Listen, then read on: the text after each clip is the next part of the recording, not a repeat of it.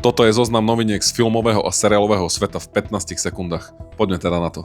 Obsadenie druhého Batmana s Robertom Pattisonom sa rozrasta. Sebastian Stan sa predstaví ako Harvey Dent, Barry Keoghan sa oficiálne vráti ako Joker a Scarlett Johansson si vraj zahrá manželku prokurátora Denta, čo však zatiaľ nie je potvrdené. Disney oficiálne potvrdilo hercov pre hranú verziu na vlásku. Rapunzel si zahrá austrálska herečka Tegan Croft a Flynna Milo Mayheim. O rolu matky Gothel aktuálne jedna herečka Catherine Hahn. Jim Carrey podmenil návrat ku Grinchovi výmenou prostetického make-upu za technológiu motion capture.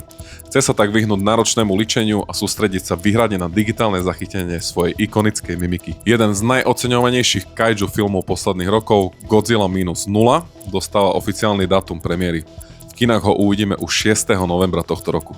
HBO potvrdilo, že pripravovaná 4. séria rodu Draka bude pre tento seriál definitívne poslednou, čím sa uzavrie jedna etapa spin-offov Game of Thrones. Crash Bandicoot sa vracia, tentokrát však ako animovaný seriál na Netflixe. Po herných adaptáciách ako Arcane, Castlevania, Tomb Raider a Splinter Cell sa aj tento obľúbený vačkovec dočka svojho vlastného seriálu na tejto streamovacej službe. Herné adaptácie sú očividne in, nakoľko aj Far Cry dostane svoj vlastný seriál.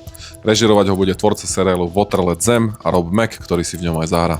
Seriál bude odvysielaný na Disney Plus a každá séria bude zahŕňovať nových hercov a miesta, kde sa dej bude odohrávať. Nový film zo sveta Star Trek je oficiálne na ceste.